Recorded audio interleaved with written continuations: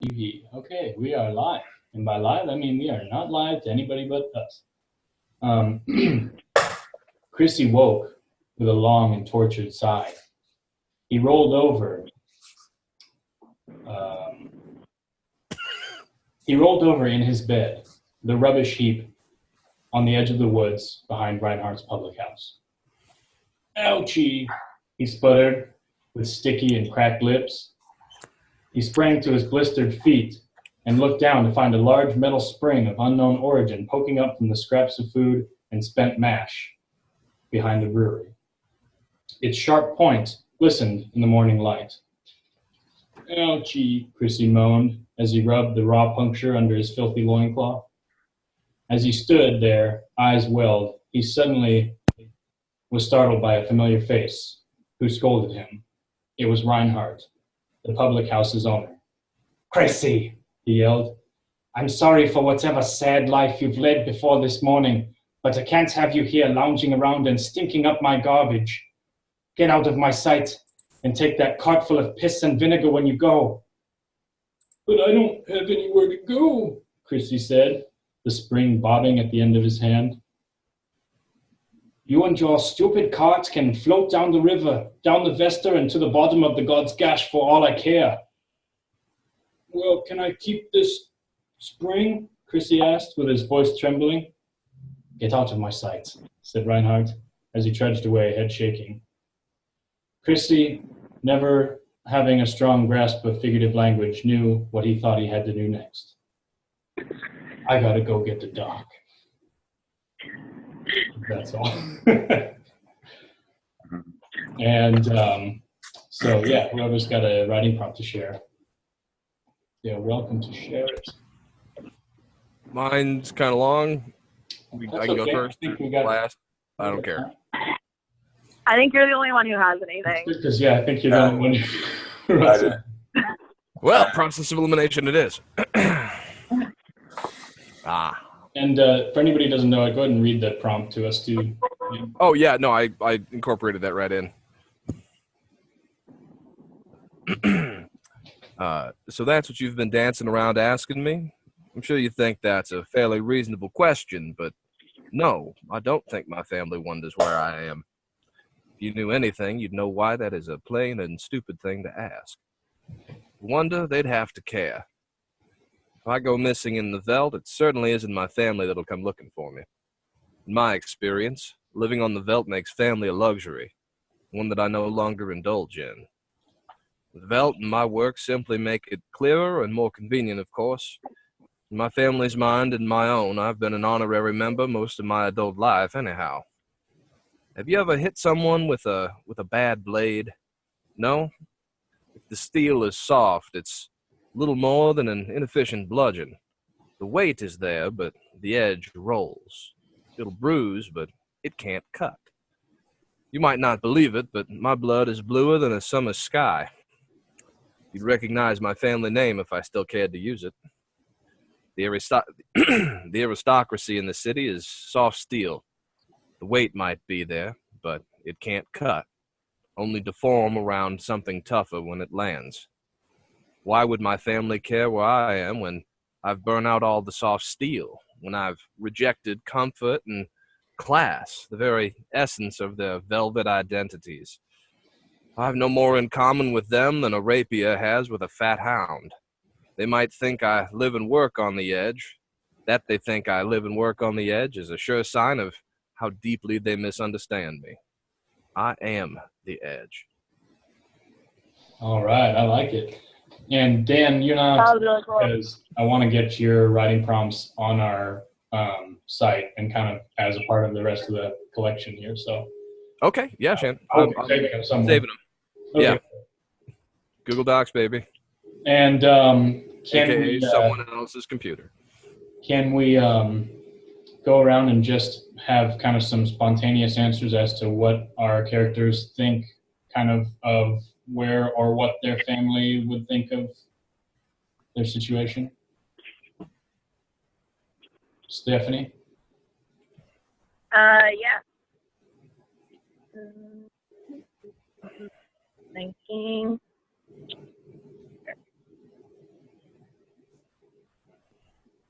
I envision Stephanie's family as being just very functional and normal, Okay. and that she was the sort of outcast of the family who ran away to the city of Bridges at a young age, got in over her head, and got kind of stuck into a life. But that being said, she, even without the nasty addiction, she has no interest in going back and just considers it.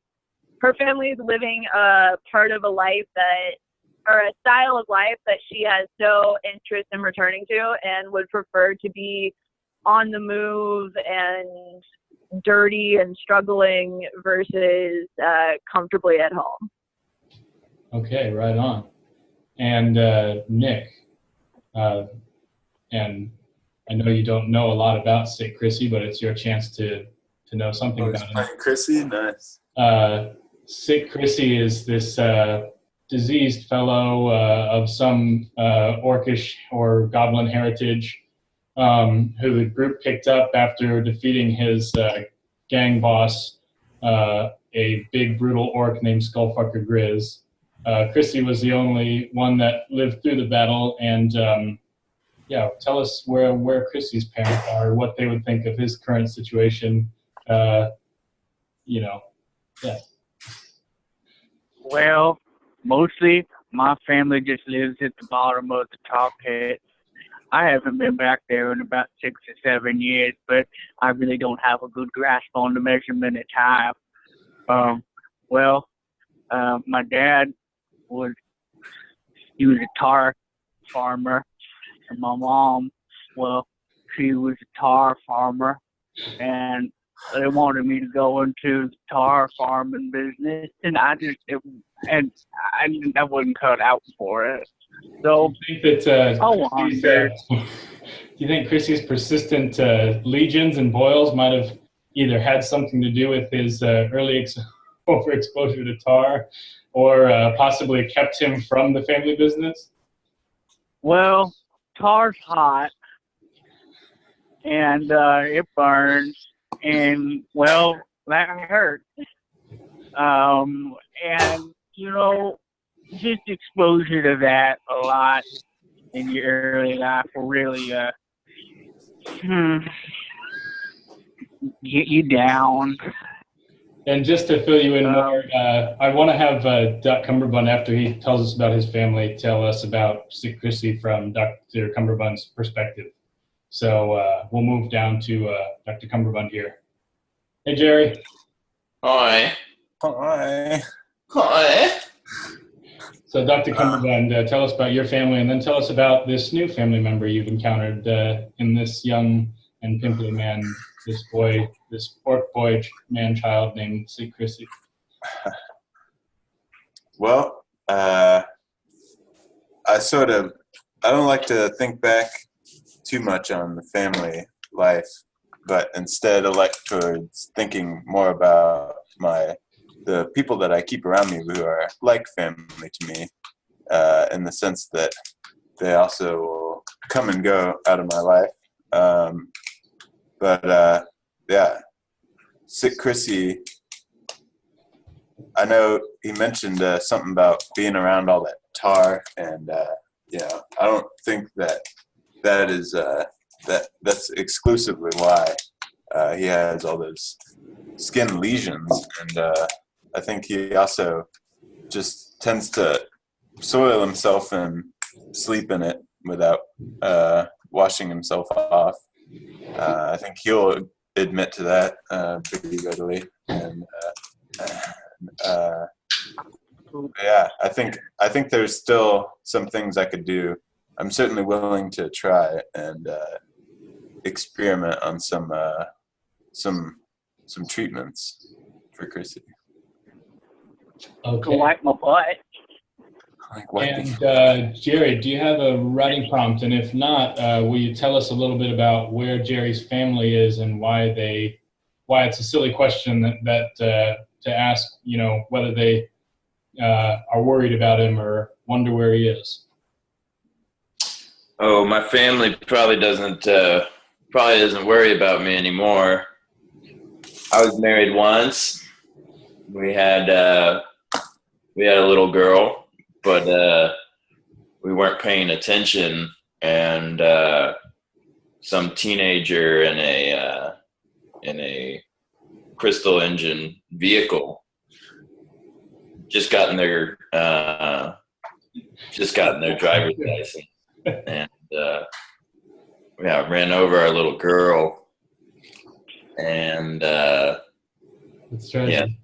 the marriage couldn't take it, so my wife probably wishes I was dead. Okay, fair enough. You guys shouldn't have named her Pancake. With this, we return to where we left off last week. Dramatic moments where a shipboard battle had become one ship very loaded with passengers and one drifting away, a mostly empty, partially sinking barge. And as the Vester, this river moves faster, you see Langdon begin to drift away on the empty barge.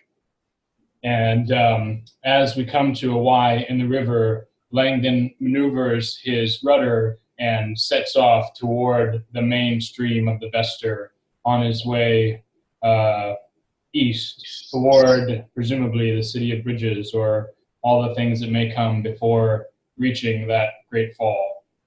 And as he disappears, we see that Alistair motions to Dooley to move left and take the left fork, branching off from taking the tributary to the main waterway there. I have something to do before we get too far out of sight. Yes.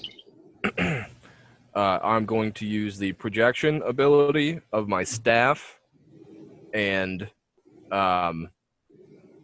cast the image of a noose into the air about 20 feet tall in red as he sails away. Okay, raising his strange and glorious Synchron staff and alighting it, a beam is projected in the broad, in the early daylight, and it pierces the kind of dusk of the opening day and casts this ominous symbol in the space between Langdon's fleeting barge and this little skiff. And with that, you turn off onto this fork, a familiar fork for the rest of the party, and Langdon disappears on the swiftly moving current. Out of game question, have we been on the Vester before? I'm sure that your journeys have never taken you quite this far west on the Vester, but this group has traveled this way down the Vester before. Okay, cool. I was just wondering if any of us were Vestral virgins. Oh, God, okay. And so you all are moving downriver. Gosh, okay, here we go. Goodbye, cruel world. And I'm going to do a little role-playing here and pass it around. So we start there at the front of the ship here. I'm going to go ahead and think out loud. I don't particularly care if anybody hears me. Where are we going, boss? Dooley says from his spot in the back. Well, until our next date with... What's his character's name? Dude, sorry. I have his names. Langdon. That's the character name? That's Yeah. Yeah. Yeah. Well, until our next day with Mr. Langdon, Dooley, I think it's best we revisit the scene of most interest. Although I wouldn't mind a brandy. Work's to be done. Okie dokie. So you move downriver, and let's pass a little conversation around. I want to hear what Stephanie's thinking. All right. I want to kind of jab Dr. Cumberbund in the side. Which avatar is Dr. Cumberbund? Yeah, so what's the question? I didn't hear it. What? Oh. What did you ask? Yeah, which which one is he? I'm the blonde Yeah, so man you one. and, you and Dr. Cumberbund are there in the front. Jerry's kind of on one side, and then Brutus is on the other. These two snags, these half-orc snags, with Dooley manning the rudder in the back. Dr. Okay, cool. Cumberbund's the one who looks like an old man waving his cane, right? Yeah. Got it. Yeah. Okay. I'm gonna nudge him in the side and underneath my breath in an attempt to stop anyone else from hearing, but I understand we're all very close. Say, what's the plan here?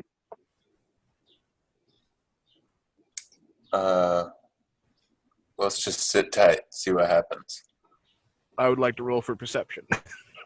Okay, yeah. We'll do a perception, and we'll have you guys both roll like a, let's make it charisma-based roll for, trying to keep quiet while you're whispering to each other. Cool. I got a 12.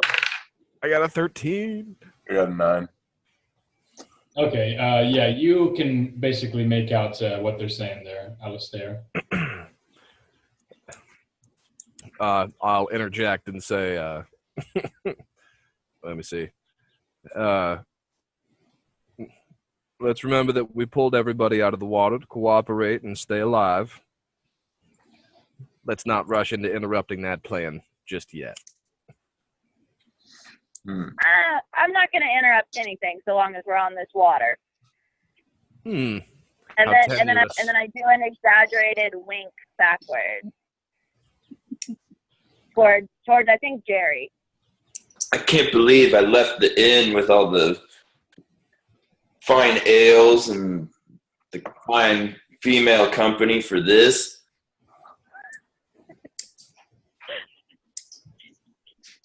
Not to mention I had to run to get a big enough leap off the dock, get on the boat.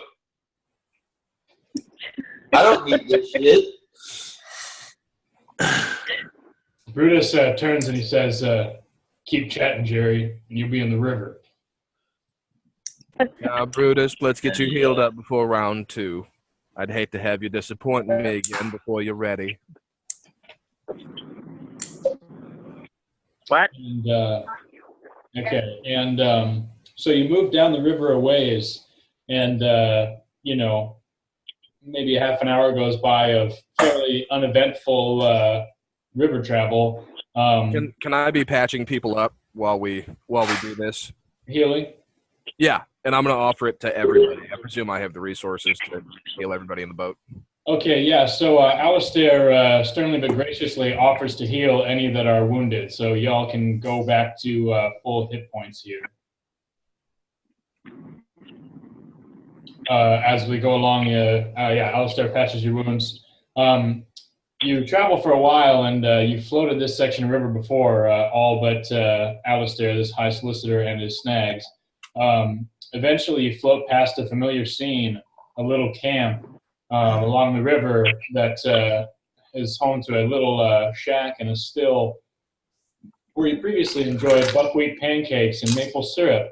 And there's a familiar landmark of a rock where a standing stone that marked the border between the proper territory and the chopper territory, the lumberjacks and the buckwheat farmers.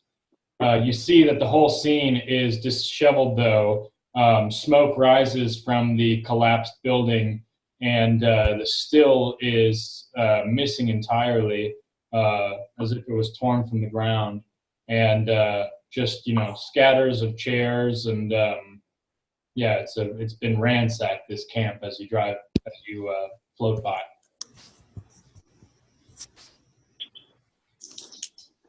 I'd like to roll a perception check. Sure. And actually, let me double check my skill sheet. I presume this is obvious enough to catch my interest. Yeah. It's literally smoking, right? Yeah, you see this, you've never been past here, but you see this burnt out settlement along the river. Okay, you know what? If I'm using keen sight from my staff to examine the area, do I need a perception? Oh, it's perception bonus, but it doesn't say how much. I think it's supposed to be a +6.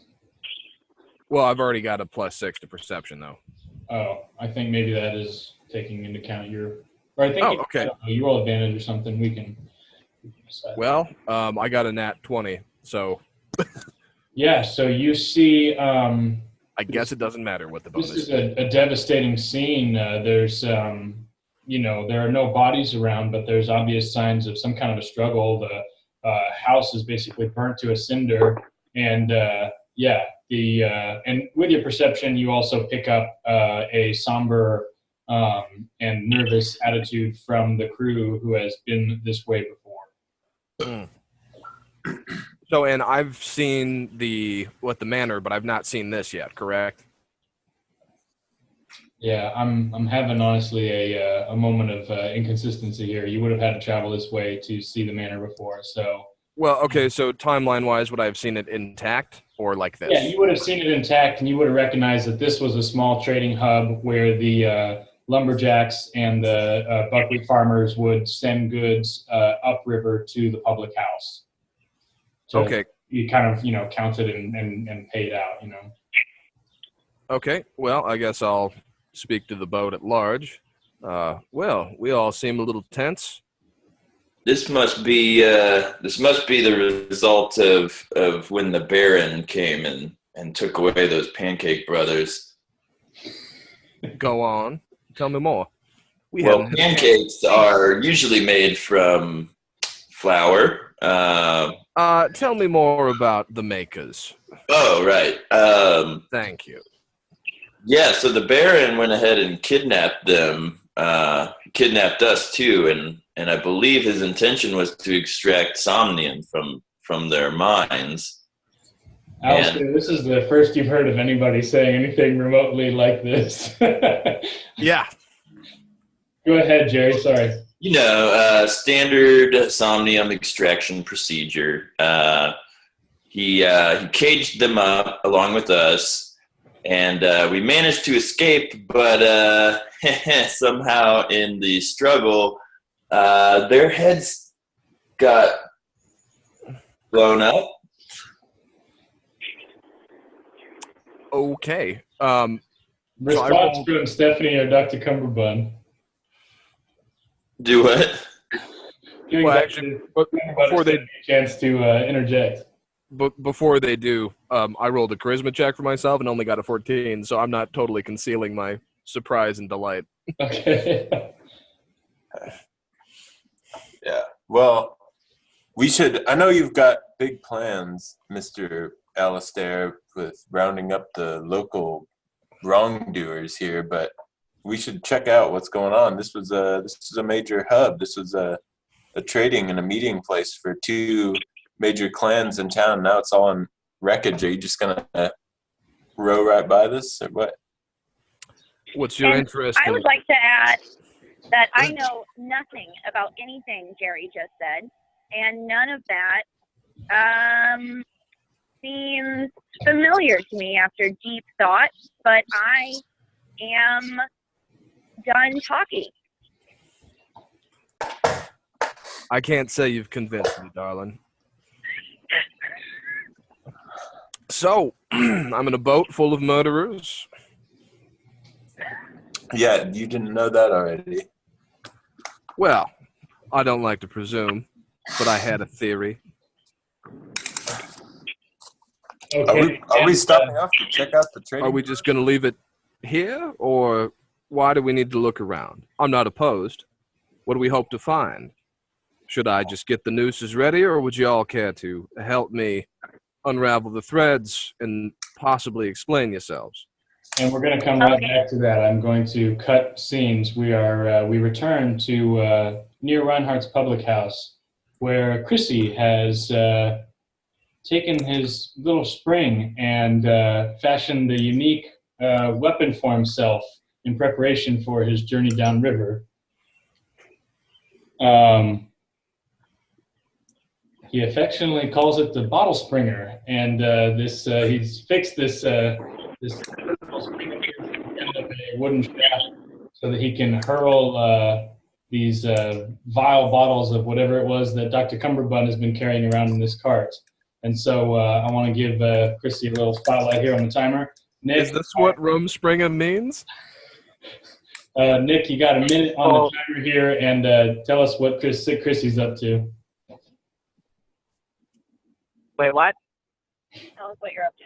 This is your character. Roleplay for us. I mean, I'm mostly just meandering around. I think I'm gonna try and catch up with y'all. I guess I'm gonna put the cart on the river, which seems like it might be a bad idea, but my judgment is shit, so that's fine. Okay. So I'm gonna put that on the river.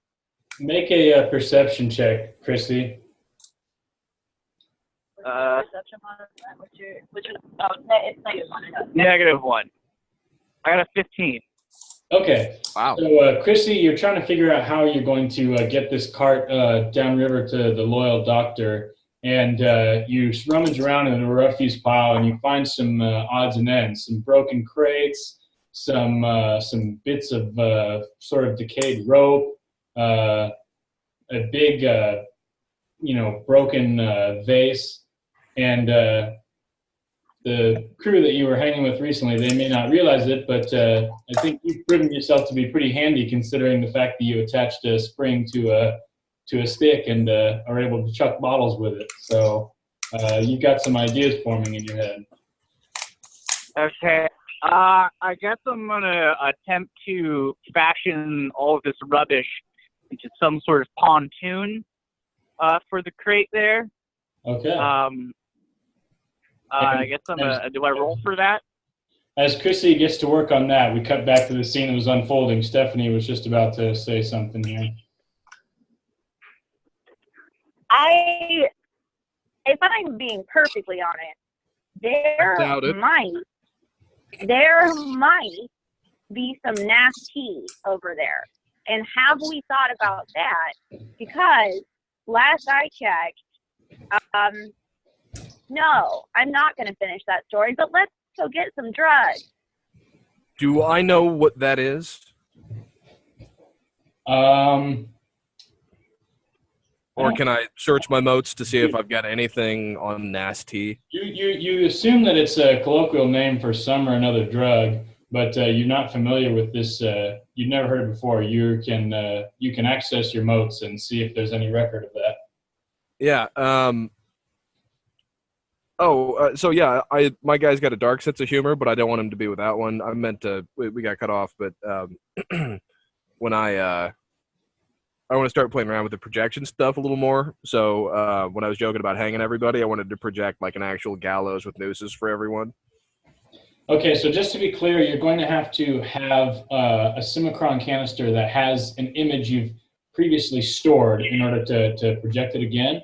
I'm going to say that you have had access to project your big noose, but it's not just, I don't think you can just kind of project whatever image you like.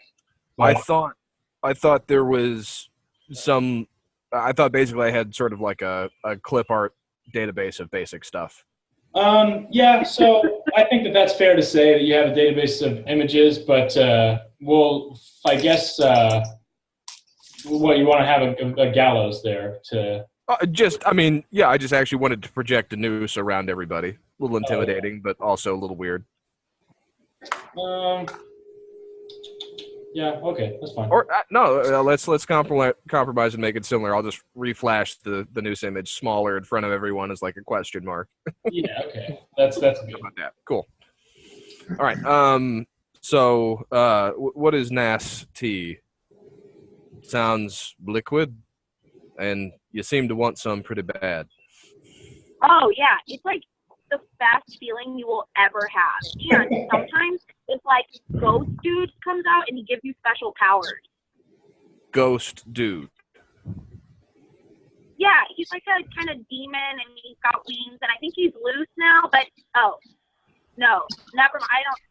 I don't know. Okay. So before I say anything, does this trip any prior knowledge I have about fucking demons and ghosts and shit? Well, it surprises me that you wouldn't know about nasty if you're here to investigate the Baron, because I think that was one of his primary hobbies. Yeah, it was. He loved nasty. That's probably what did him Okay, so let's see if I can arrange my thoughts here. So the Baron was in league with ghost demons to sell drugs. Pretty much.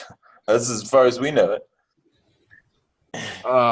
And now the ghost demon allied drug dealer Baron is dead. And you all killed him. No. Whoa, No, whoa, whoa. No, Echo. I don't know anything about that. I'm just trying to construct a timeline, and We didn't even know he was dead until you told us about it. I mean, we were at his place, but well, he's wasn't missing for sure. I'll admit that was a bit of a test. So y'all did not kill the Baron, no. but Correct. where is he? Gary has something to say on this occasion. Gary, you got a minute on the timer. Oh, me? So look, this is the way it is. The Baron Gary's kid. lounging out in the back of the boat, kind of still sleeping it off a bit. I've told you this much. The Baron kidnapped us, all right? We did nothing to provoke him to do so. He had his own ambitions, totally separate and unrelated to what we were doing. And, somehow we ended up in cages. We escaped, and that's all there is to it. That seems awfully simplified, but basically you're claiming that any activity you had related to the Baron is self-defense because of ghost demons. Oh, yeah. Also, there were ghost demons. We might have to flesh this out a touch more. You know what? Dooley, let's investigate this campsite briefly. You floated past the campsite during the course of conversation. Oh, and, well, never mind. Maybe we'll backtrack to the campsite then. you float on a ways down the river. Alistair sorting through his notes, looking for information about these strange statements, demons and ghosts, and he manages to pull out some accounts of a strange trip that they all took in the woods together. Another, say, half an hour goes by when all of a sudden, everyone make a perception check here.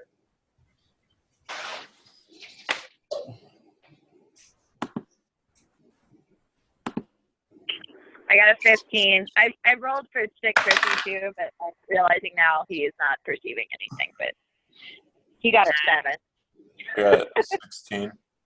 I got an 18. Hang on. I got a 17. Okay, Jerry lays at the back of the boat, lazily letting his finger twirl in the water behind him as Dooley operates the rudder.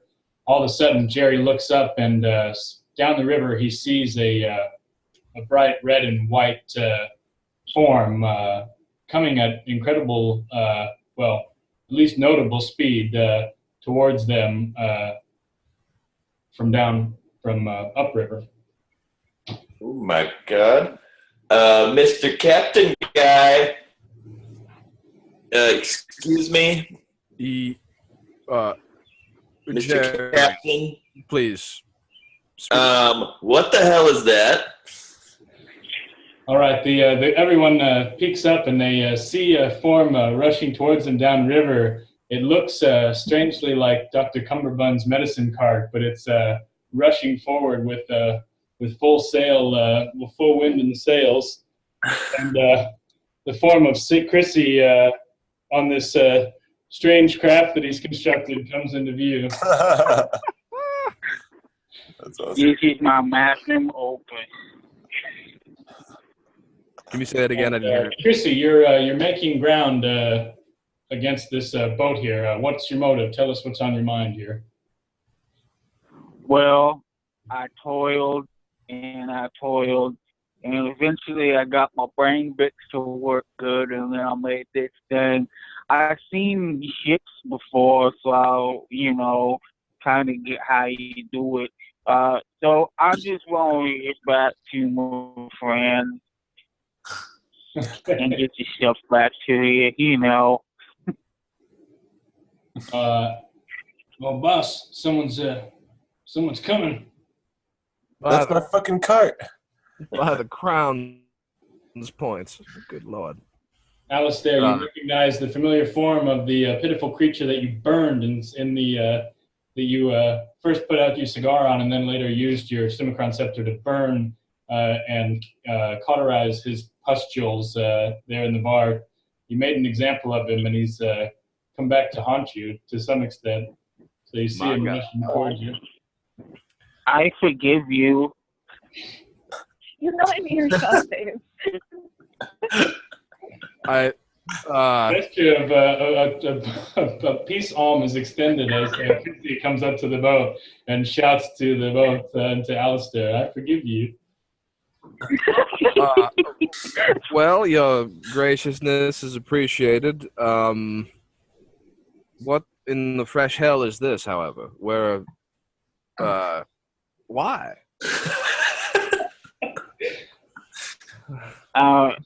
I mean, I don't really have much else going on. Well, that is a tragedy. Can you come on board without losing? You know what? Are we close? Invited? Hey, boss, I think this little skiff's pretty loaded up. How about we separate a little bit to distribute the load? All right, Brutus. Why don't you join our fragrant friend over there? Oh, yeah. You're the biggest one by half. That should Brutus thin things out considerably. Regrets his decision, but nonetheless dutifully marches over and jumps onto this strange craft that Chrissy has constructed. All right, see that he follows us without hitting anything.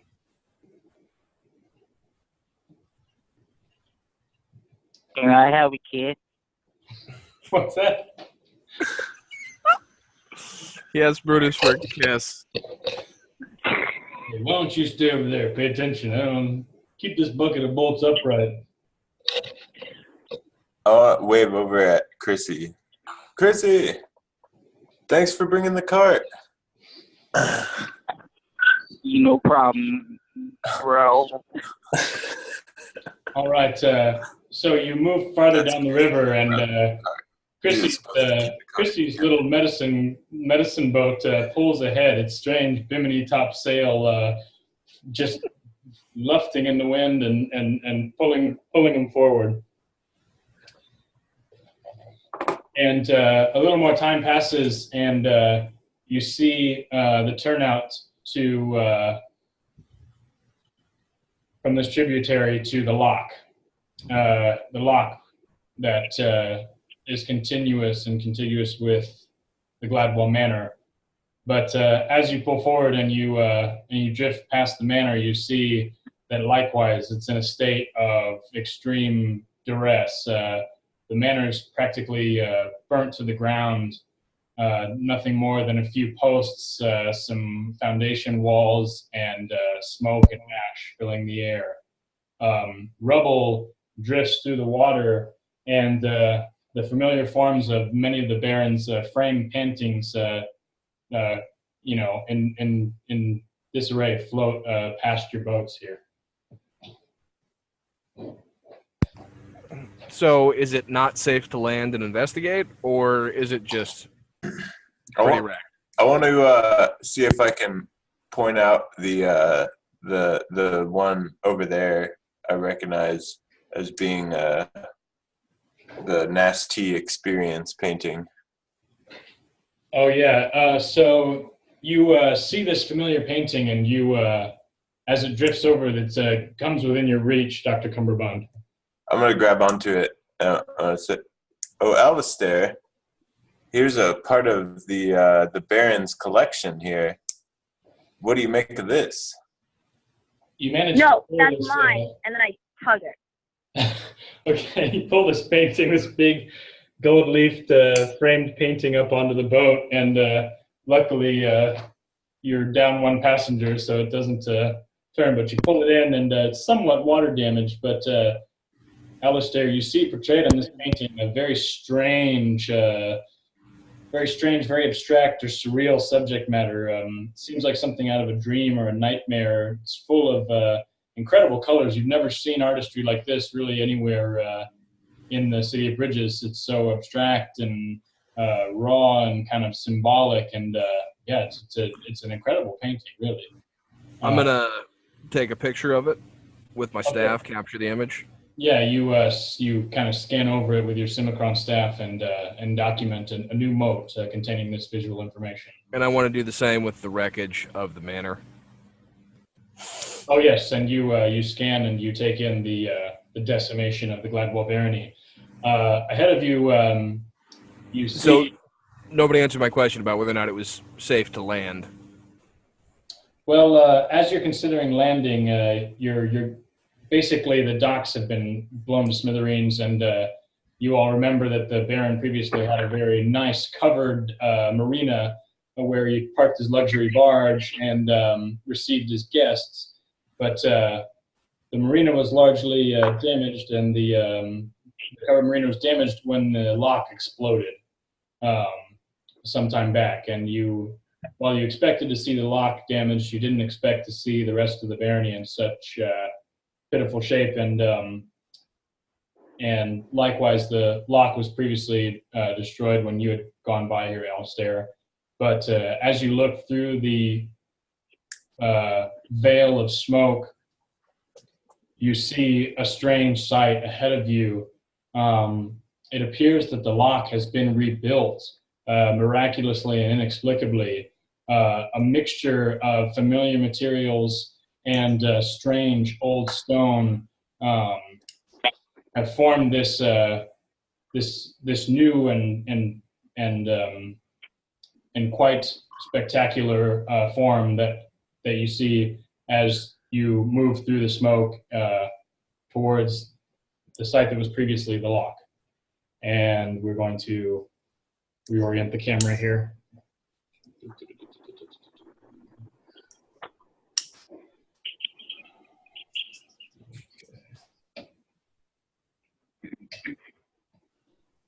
Yes, and your craft. Move forward here. Okay, there we go. So Chrissy and Brutus are up first here as you approach this this dam. And what are we doing with the painting? You keeping the painting in the boat for now? No, I just wanted to bring it to Alistair's attention. Okay, so we dumped the painting. That's not up to you. That's up to the addict holding it. Thank you. Okay, Sure. got this stashed in the bag for now. I have it, and I am just like staring at it, and nothing else matters to me. Stephanie, it occurs to you that you might bust the painting out of the frame and roll it up for later. That does not occur to Stephanie. Okay, so that's just this giant painting in the back of the boat. Okay, that's all right.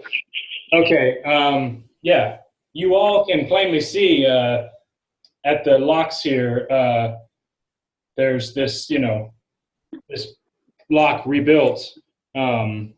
Looks almost like stone's been pulled up from the bottom of the river, and some of the architecture is reminiscent of the space in the deeps that you all experienced a while back. God damn it. Sorry, guys. I'm in a little camera trouble here.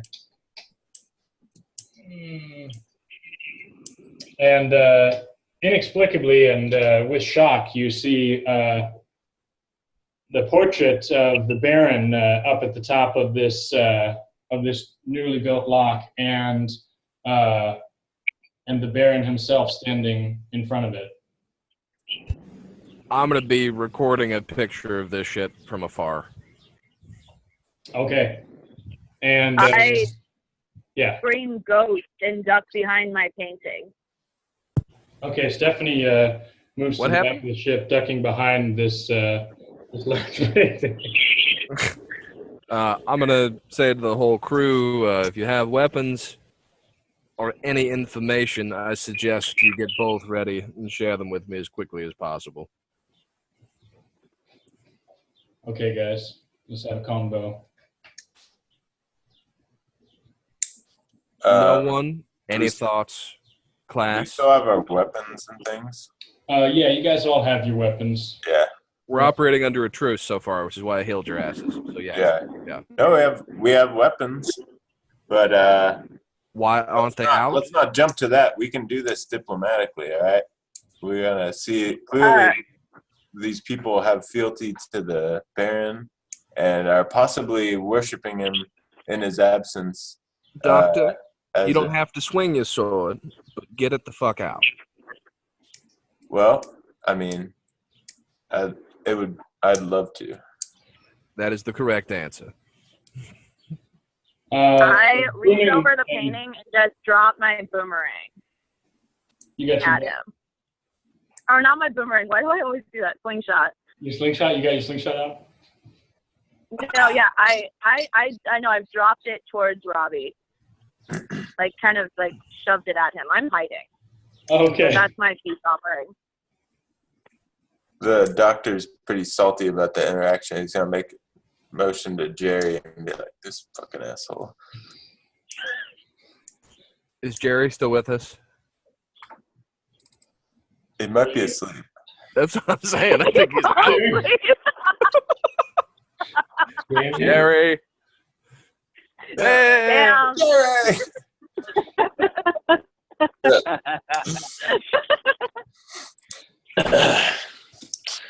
I was just taking a little nap on the boat there. That's some in-depth role playing. Total commitment.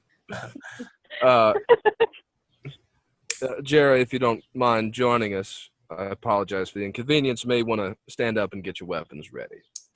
Oh, shit. Yeah. My thoughts precisely. All right. All right. I see. Okay. I want to make a perception check here. Okay, give it to me.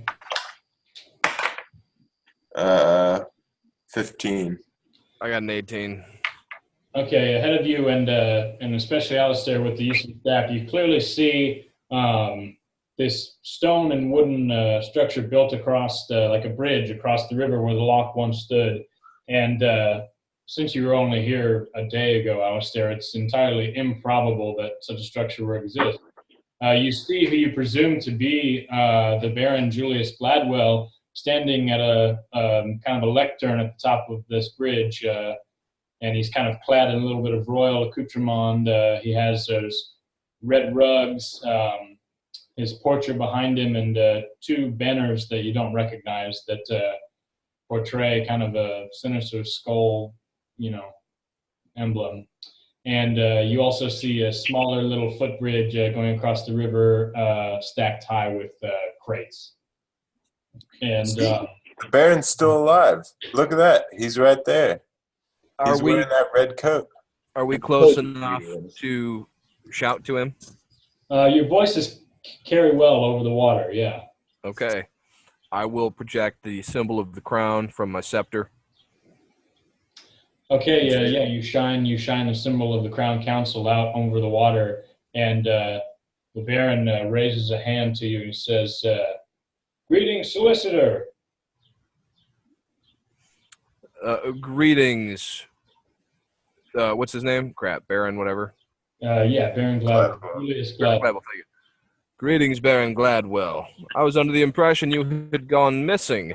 May we dock? Come, please, do dock. We were just about to settle some business. Some old friends of mine are visiting. I presume that my 18 did not show me the dudes I can see from this camera angle behind the crates. Yeah, safe to say. Okay, cool. Very well. And yeah, Stephanie is visibly disturbed at the sight of the Baron. Dr. Cumberbatch and Jerry also should be disturbed at the sight of the man that they saw killed in cold blood. All right, so yeah, I'm gonna say not nearly just to the boat. No one has anything for this, really. Yeah, let's hear from Dr. Cumberbund and Jerry here. Yeah. Well, you see him right there. He's got his red coat on. That's the Baron. We've seen him before. He's not to be trusted. He's definitely a drug addict. He definitely has a weird kind of cultish thing going on here. I mean, You tread think? carefully. He's not on your side. I'll assure you of that. Well, that's fine. I'm not entirely convinced it is the Baron. Maybe it was that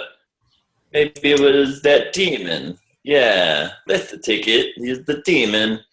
Took the shape of the Baron Gladwell, and he's trying to kill us.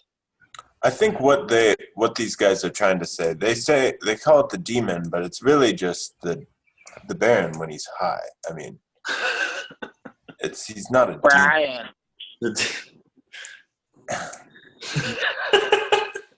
No, Don't come any closer there, you hear the Baron shout. You just gave us permission to dock. Did I? I don't remember saying that. Well, that's unfortunate. He definitely You got said. somebody with you, somebody that I've been missing lately. An old lady friend of mine. Chrissy? Chrissy. He must be. Was her name Chrissy? Hi. No, not him. Little Then Chrissy. Well, there's only one other female with us, whatever Chrissy is. I'm not sure it counts as either. Sideshow Steve. She's my sweetheart. She was stolen away from me. Bring her back. I don't think I ought to do that, but I would be happy to come ashore, and in fact, I demand to do so as accepted solicitor and an agent of the Crown. Please have your men lay their axes Blah, down. blah, blah, blah, blah. And you see the Baron respond in an atypically irreverent manner to your treatise there.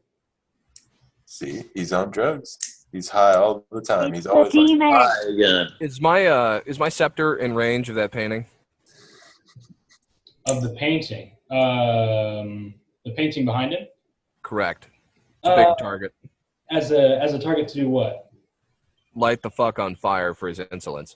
No, yeah, it's in range. You can fire a laser at it. Let's do that. Remember what my fucking rolls are for this. Oh yeah, make an attack roll.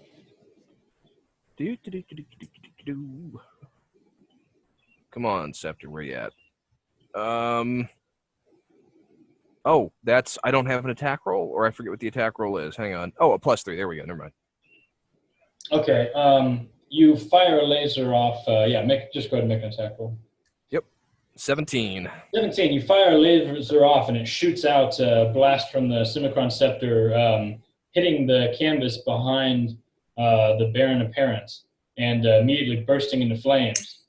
The Baron yells out, "Wow, what are you doing? Oh, God! Ah, my painting!" And it starts to burn down, and his guards, he has his guards room and attendant, and they languidly move toward the painting. But they look strange as they're doing it. They move like people underwater. They kind of slowly move towards the painting, and they kind of poke at it, And Stephanie, you're hiding behind this painting, this portrayal of the ravishment. And as you're cowering, you start to notice that the painting is moving. The figures in it and the strange shapes and colors are prismatically kind of boiling, and basically you get triggered. You have a little flashback experience from this thing. So I want you to roll a wisdom save. 3. Okay. You are fully traumatized by this portrayal of the ravishment. Traumatized or perhaps intoxicated? It's hard to tell. You kind of drift backwards, and this red kind of bead forms in the middle of the painting, and the painting bulges and kind of starts to reach out towards you. Can I have Dooley roll a perception check? Because that shit's right in front of him. Oh, yeah.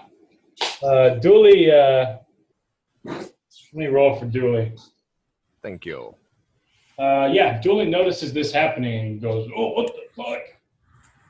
And Dooley kind of is manning the rudder, but he reaches out and he's going to pull the painting away from Stephanie as it sort of reaches out to engulf her. He takes the painting and he pitches it over the side of the boat.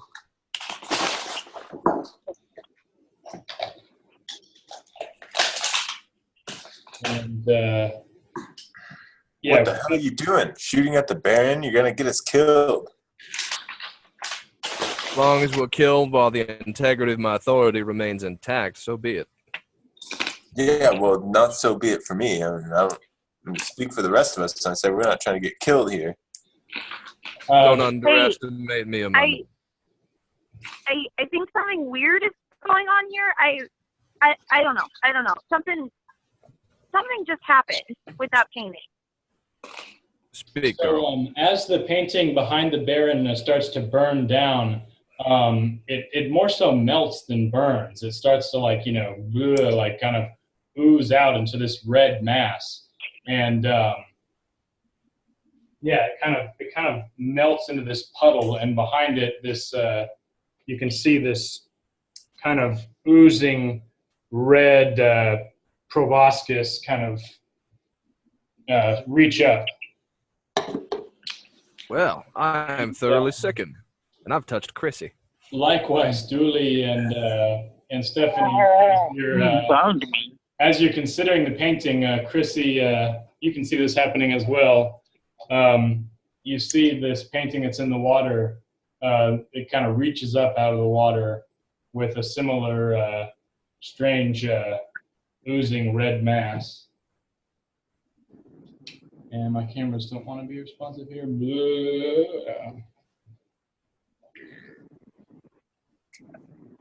Well, my friends, we're men and not fish. Let's get on to solid ground.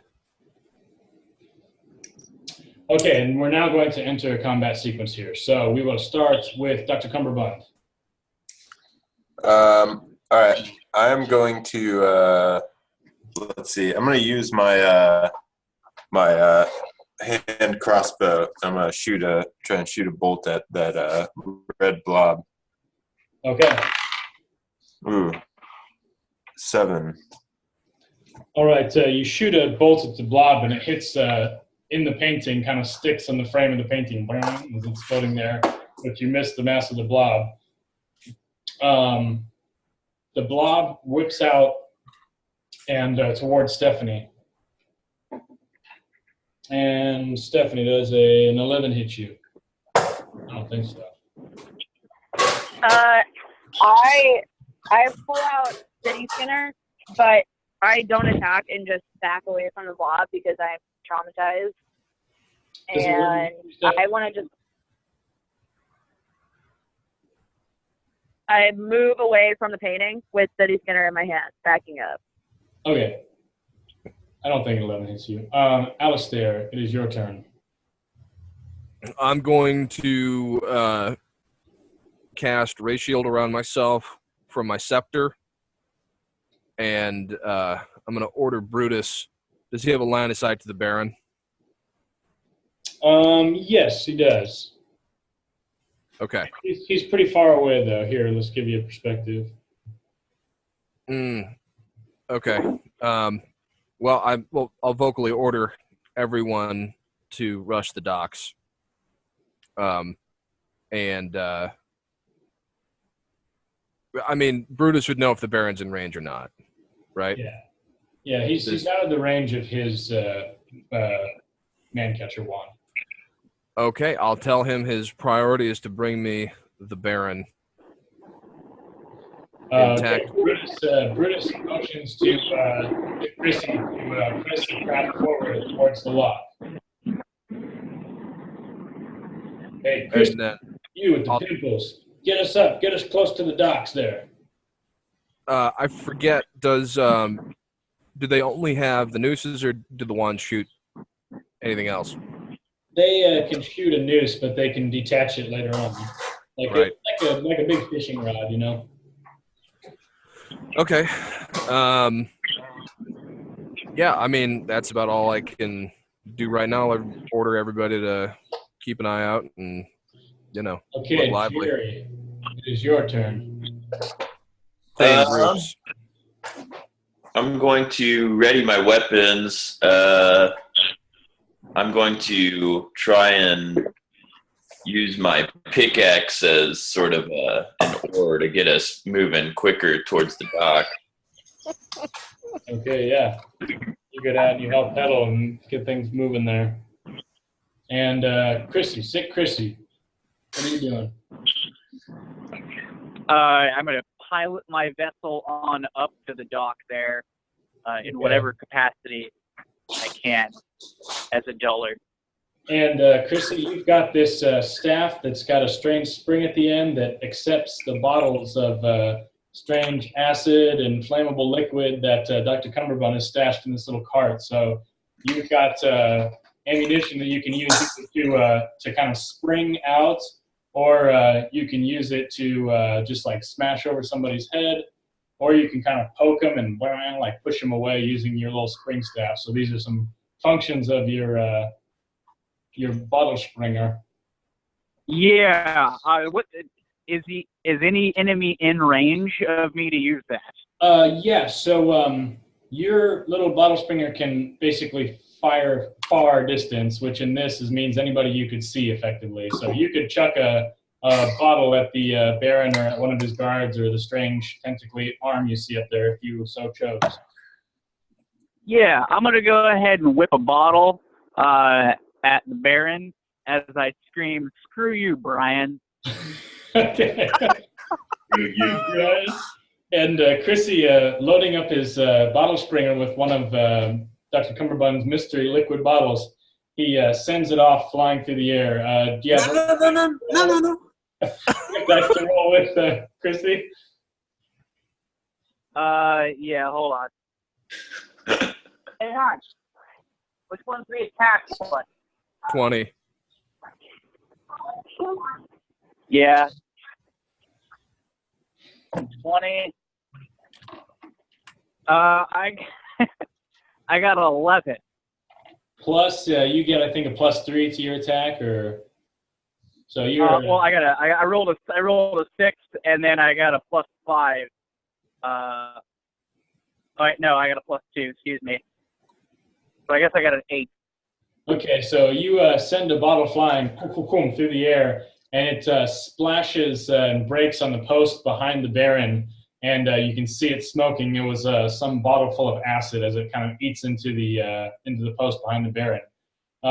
As you see the Baron turn, though, in response, you see that his form looks kind of disheveled. He looks like almost like a painting that is being submerged in water. He's kind of beginning to run a little bit in a surreal way. Do I see the bottle land? What's that? Do I see the bottle land? It breaks on the post behind him, on the beam. Right. That's what I'm saying, but I see that happen, right? Yeah. Yeah. Chrissy, that's good. Keep that up. Okay. Thank you. I love you. And suddenly, as this happens, the Baron, with a gargle scream, goes, "Go and get him, boys!" And all the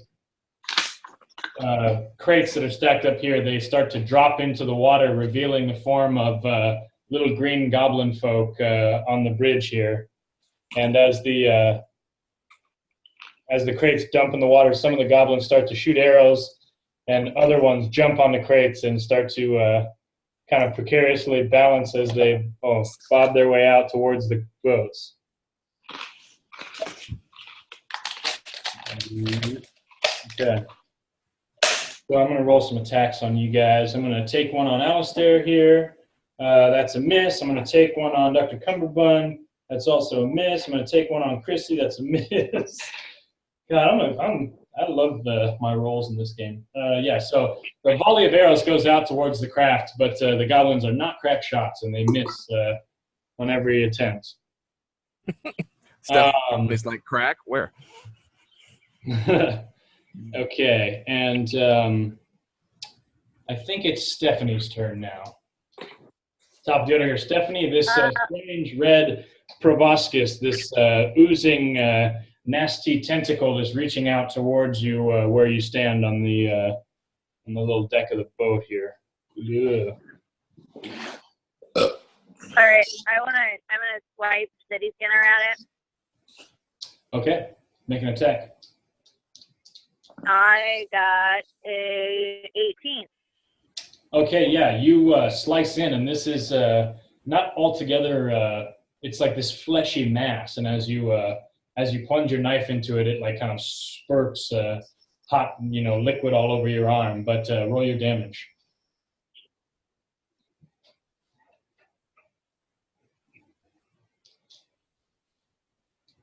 Can you hear me? Yeah, wait, I got liquid on my arm, but no damage. Is that right? You No, can roll just damage. roll your damage. Oh, I thought you were telling me it didn't hurt me. All right. Ooh, I got an 8. Okay, so you slice into this thing, and as you do, it recoils back, and you hear the melting Baron up top on the pedestal scream out, "Ah! Oh, darling, don't do me like that." And we're going to move to Dr. Cumberbund. Did I see this attack that Stephanie just made? Yeah, you witnessed her struggling with the strange tentacle form coming out of the painting. All right. I want to make a perception check and see if I understand the connection, that this is like a sort of nasty effect of some type. Oh, I got 5. Like a 9. You're not sure what's going on here, and as you're as you're pondering this, water up near you starts to well, and likewise a red tentacle kind of, slimy thing appears and reaches out for you. Okay. And god damn, okay, it misses you.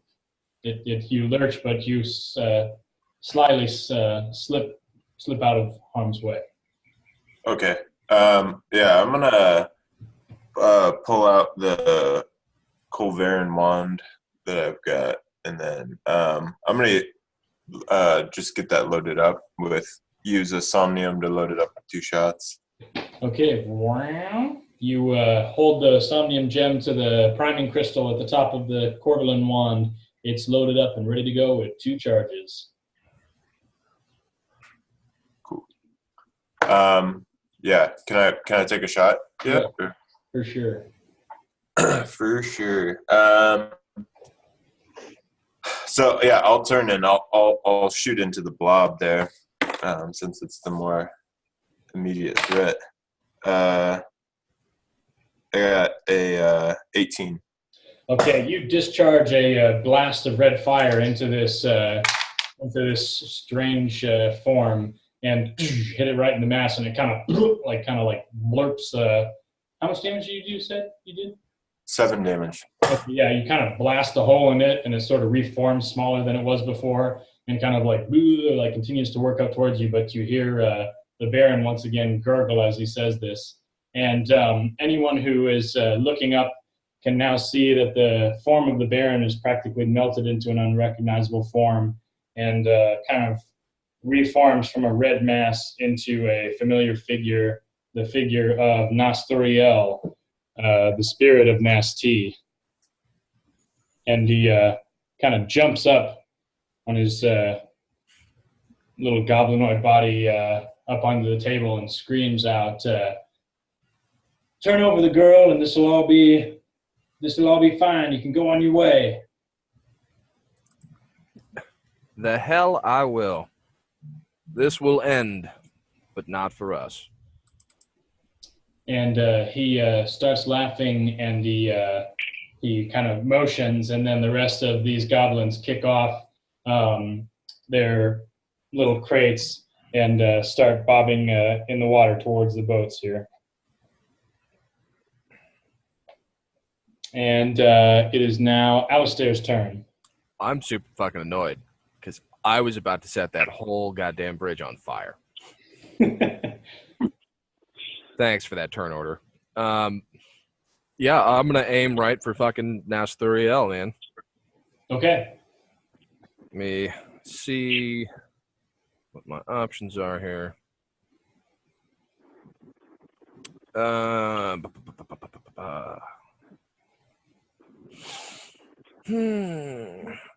Yeah, I'm just going to use beam. Okay. Oh, by the way, I rolled a perception check for 13. Is that enough to make the connection for what's going on? Yeah. Okay, cool. Do I think that he's taking damage from all of the blobs, like it's all bits of the same entity? Or Yeah, that's what you're gathering here.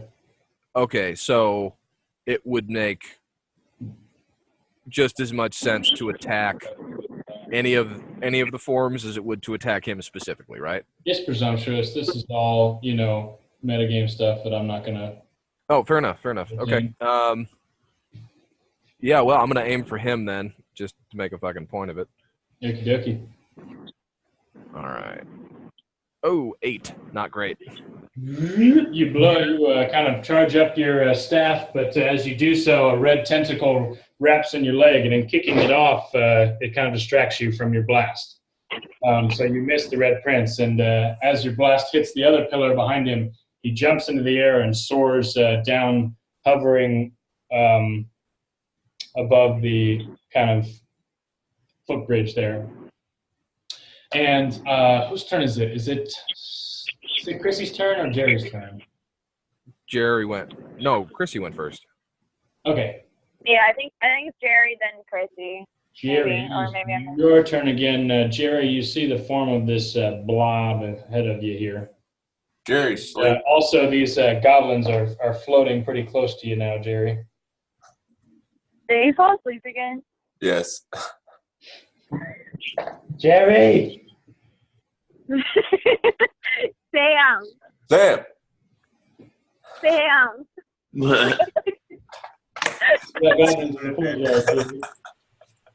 Take the blanket off. That's part of your problem.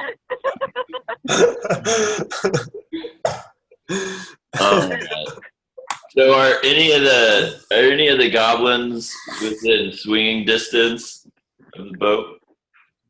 You could pedal up to get in distance of him if you... Yeah, we'll say that you can pedal up to him. Okay. I'm going to take a swing at that closest one then. I got a 10. Okay, you swing your pickaxe, but to no avail. Would you like to make a second attack here? I get 2 attacks? Well, you can't take a move action, so I think you could take 2 attacks on him. Okay. That one is a 17. Okay, this one hits, and you gore this little thing through the leg, and it tumbles off of its little crate and kind of gurgles as it goes under the water. Okay. Did the tentacle damage me when it grabbed my leg?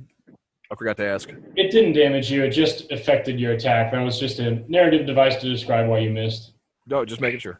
And to introduce another little enemy there. So now it is Chrissy. Oh, Chrissy, it's your turn, Chrissy. I am going to go whip another bottle around there. Let's try to take care of our goblin problem. I'm gonna whip a bottle at the middlemost goblin there. Okay, And, yeah. This guy? Where am I? This guy? Yeah, I guess that's the one. Yeah. Yeah. Okay. That's the one. All right, you load up a bottle from the seemingly inexhaustible supply in the medicine cart here, and boing, you spring it out towards this goblin. So make an attack roll. Yeah, I got it. I got an 8.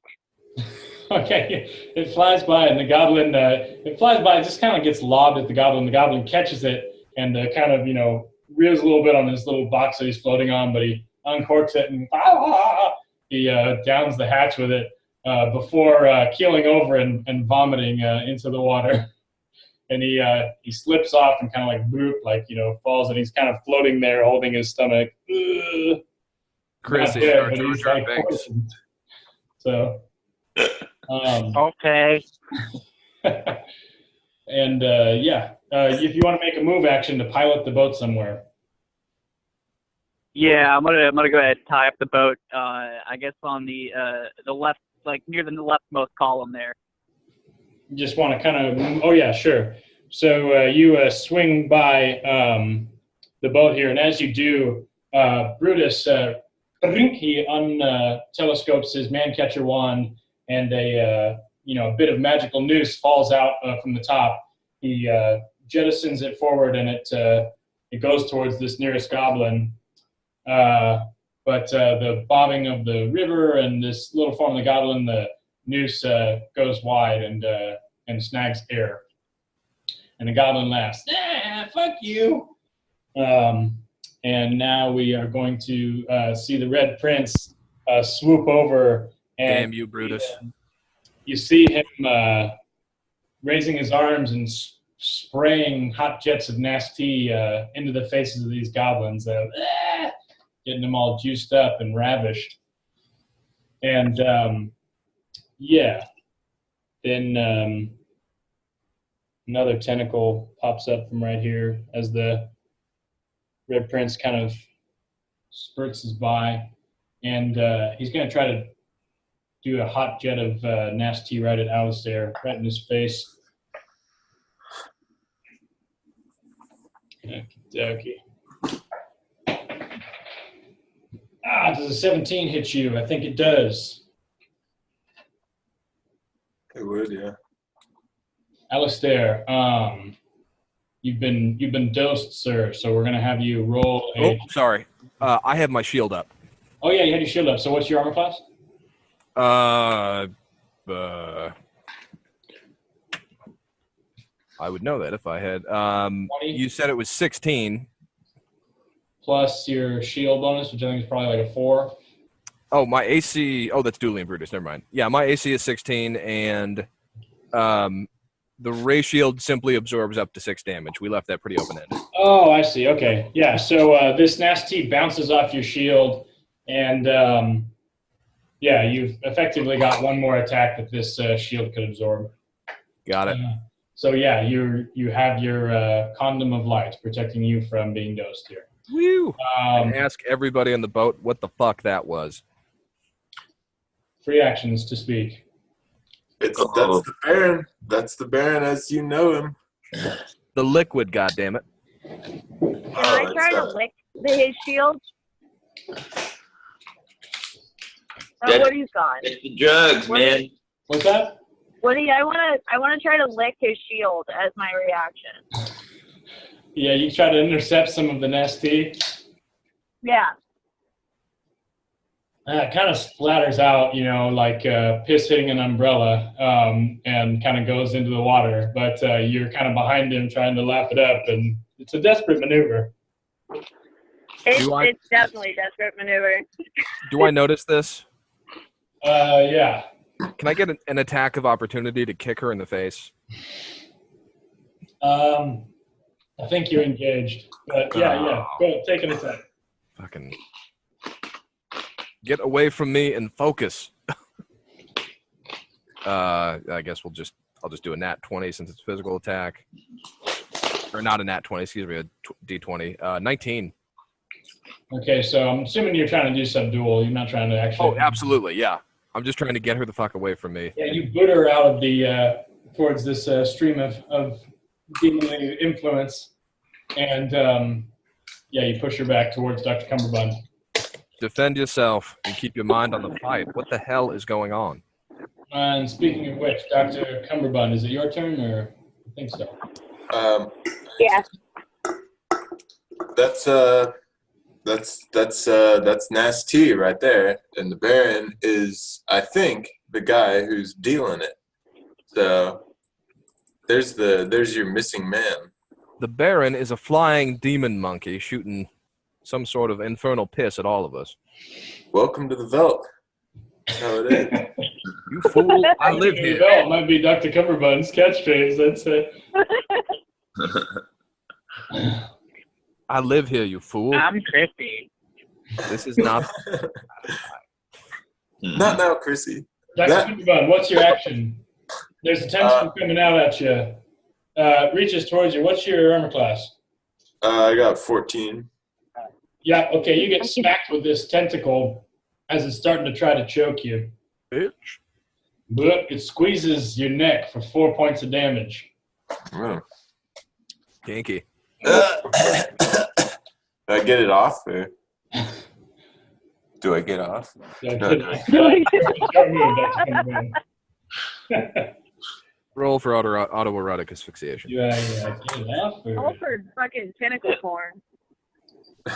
I'm gonna go towards the other snag that's in the back of the boat, and I'm gonna kind of crawl my way over to him and try and get,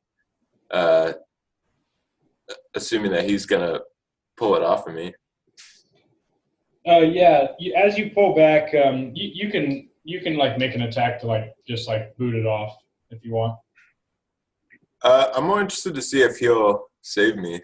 Okay, as you go over there, obviously in peril, Dooley pulls at this thing, and let me make an attack for him.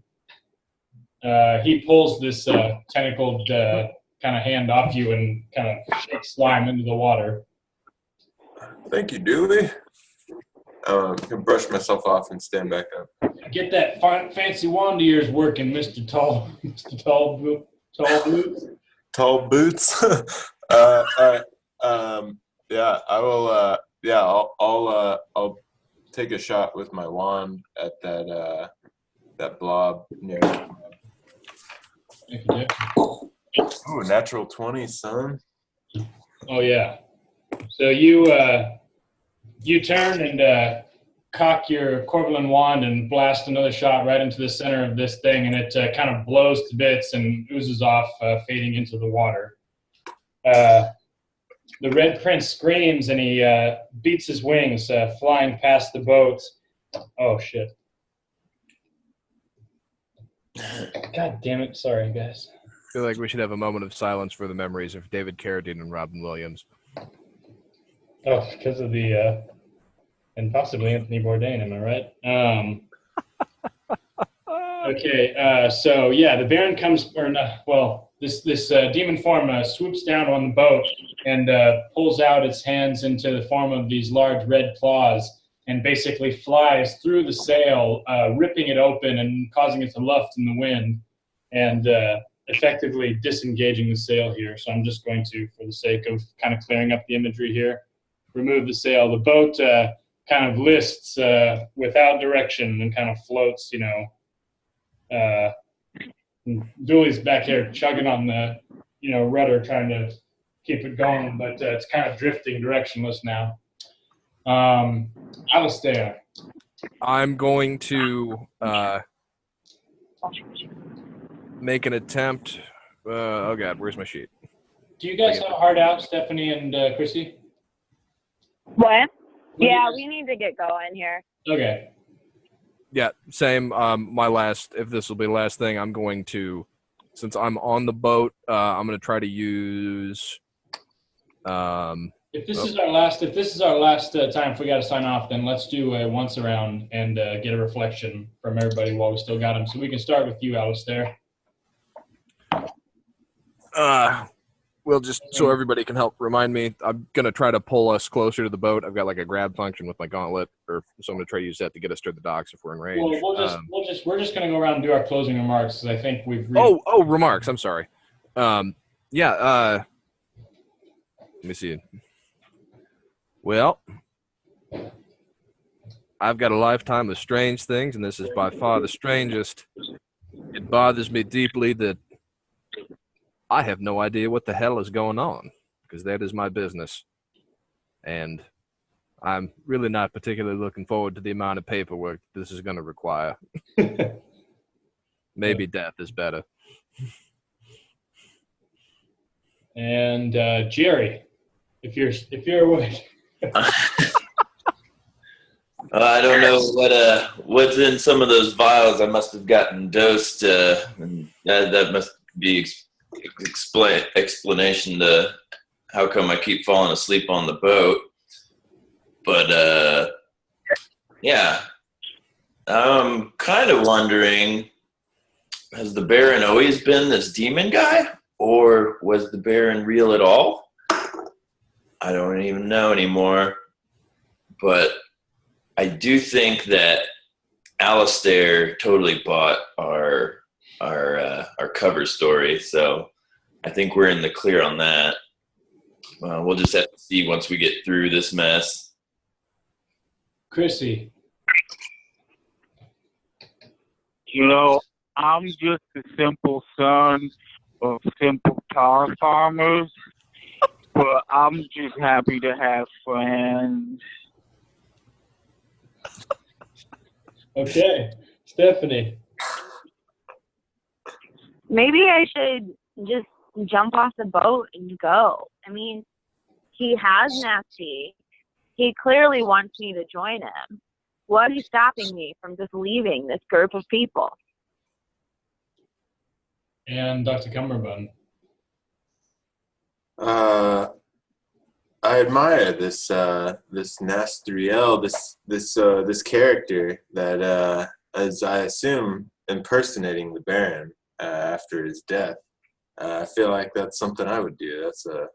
That's a move I'm quite fond of. Is you take out the man in charge and then you dress up in his clothes. In fact, I actually have one of the Baron's coats, and then if we kill this thing, maybe I'll give it a shot. Okay, guys. And with that, I'm going to stop the recording for this week. And